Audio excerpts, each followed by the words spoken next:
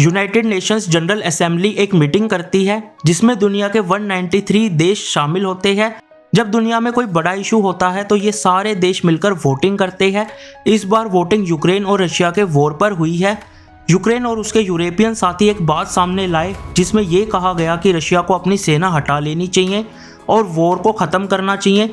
इस वोट में 193 देश में से 93 देश ने हाँ बोला है, 65 देशों ने वोट नहीं दिया और 18 देशों ने इसके खिलाफ वोट दिया है। इसमें सबसे अजीब बात ये थी कि अमेरिका और रशिया जो एक दूसरे के खिलाफ होते हैं, इस बार एक साथ इस बात के खिलाफ वोट दिया है। India, China, Brazil, south Africa जैसे बड़े देश ने वोट नहीं दिया, यानी वो किसी की तरफ नहीं गए। अब सवाल ये उठता है कि अगर रशिया को वॉर ख़त्म करनी चाहिए तो सब देशों ने इसके सपोर्ट में वोट क्यों नहीं दिया। इस चीज़ को हम एग्जाम्पल से समझेंगे। जैसे एक स्कूल में दो स्टूडेंट्स के बीच में लड़ाई हो जाती है। एक स्टूडेंट कह रहा हो कि दूसरे स्टूडेंट को पनिशमेंट मिलनी चाहिए। स्कूल के टीचर्स के पास वोट करने का ऑप्शन हो। कुछ टीचर्स बोले हाँ पनिशमेंट होनी चाहिए, कुछ टीचर्स बोले पनिशमेंट नहीं होनी चाहिए और कुछ टीचर्स बोले कि हम कुछ नहीं बोलेंगे। तो जो टीचर्स चुप है वो अपनी साइड नहीं दिखाना चाहते। ये भी वैसा ही है, काफ़ी देश अपनी तरफ से एकदम क्लियर जवाब नहीं देना चाहते। सबको पता है कि अमेरिका और रशिया एक दूसरे के खिलाफ होते हैं, लेकिन इस बार दोनों ने मिलकर सेम वोट दिया है।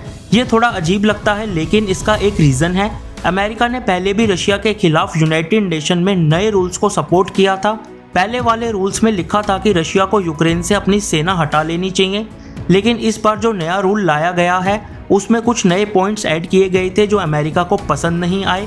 अमेरिका का कहना था कि ये रूल सिर्फ एक लिखा पढ़ी का काम है, इससे वॉर ख़त्म नहीं होगी। अमेरिका चाहता था कि रशिया पर और ज़्यादा दबाव डाला जाए, लेकिन सिर्फ एक नया पेपर बना देने से कुछ नहीं बदलेगा। इसलिए अमेरिका ने भी इसके खिलाफ वोट दिया है। रशिया ने भी इसको सपोर्ट नहीं किया क्योंकि रूल में उसको यूक्रेन से निकलने के लिए बोला गया था। रशिया को ये पसंद नहीं आया, इसलिए उसने भी अपना वोट इसके खिलाफ दिया है। इसको भी पहले वाले एग्जाम्पल से समझेंगे। जैसे कि स्कूल में एक लड़का किसी से फाइट कर लेता है। स्कूल में एक रूल बनाया जाता है कि फ़ाइट नहीं होनी चाहिए, लेकिन रूल में ये भी लिखा जाता है कि जो लड़का पहले फ़ाइट स्टार्ट करेगा उसको ही पनिशमेंट मिलेगी। अब जो टीचर दोनों स्टूडेंट्स को इक्वली देखते हैं वो इस रूल को सपोर्ट नहीं करेंगे क्योंकि ये सिर्फ एक साइड को टारगेट कर रहा है। अमेरिका ने भी यही सोचा कि सिर्फ रशिया को दोषी बताना सॉल्यूशन नहीं है, इसलिए इस नए रूल के खिलाफ वोट दिया है। इंडिया और चाइना ने इस नए रूल के खिलाफ या फिर सपोर्ट में वोट नहीं दिया है। ये समझना जरूरी है कि जब कोई देश वोट नहीं देता, इसका मतलब होता है कि वो किसी एक के साइड नहीं जाना चाहता है। इंडिया का कहना है कि वॉर का हल सिर्फ बातचीत से हो सकता है। इंडिया रशिया और यूक्रेन दोनों से अच्छे संबंध रखता है।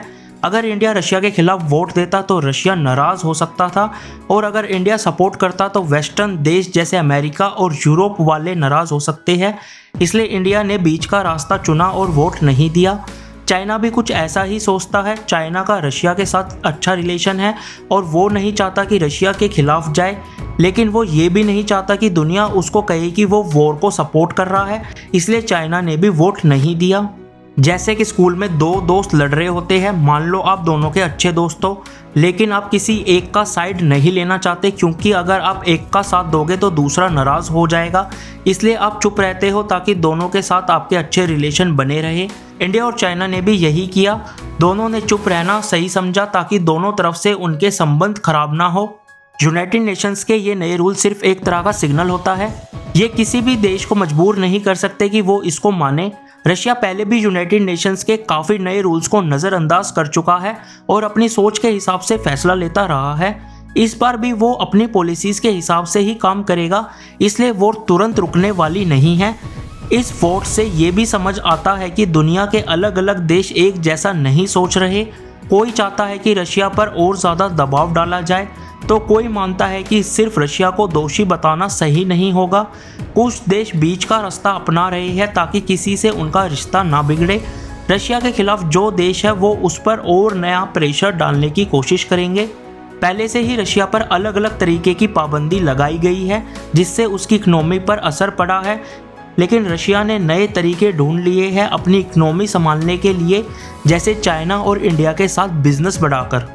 यूनाइटेड नेशंस में जो नए नियम लाए गए हैं उनका मकसद ये दिखाना था कि काफ़ी देश चाहते हैं कि ये वॉर जल्दी ख़त्म हो, लेकिन सिर्फ वोट से ये पॉसिबल नहीं है। रशिया और यूक्रेन दोनों अपनी अलग अलग सोच पर चले हुए हैं और अभी तक किसी भी तरफ से ऐसा कोई इशारा नहीं मिला है कि वो अपनी पॉलिसी बदलने वाले हैं। रशिया अपनी मिलिट्री को कमज़ोर नहीं दिखाना चाहता और यूक्रेन भी अपनी ज़मीन वापस लेने के लिए लड़ना चाहता है। इस वॉर का काफ़ी बड़ा असर ये है कि दुनिया के काफ़ी देश दो अलग ग्रुप्स में बट गए हैं। एक तरफ अमेरिका, यूरोप और उनके साथी देश है जो यूक्रेन का समर्थन कर रहे हैं।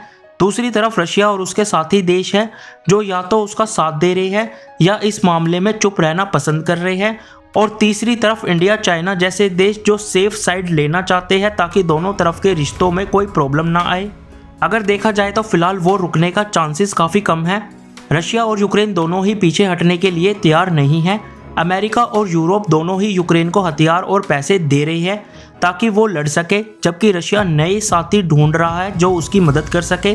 दुनिया में जो नई पाबंदी लग रही है उसका रशिया की इकोनॉमी पर काफ़ी असर हो चुका है, लेकिन उसने नए तरीके से अपने काम को संभाल लिया है।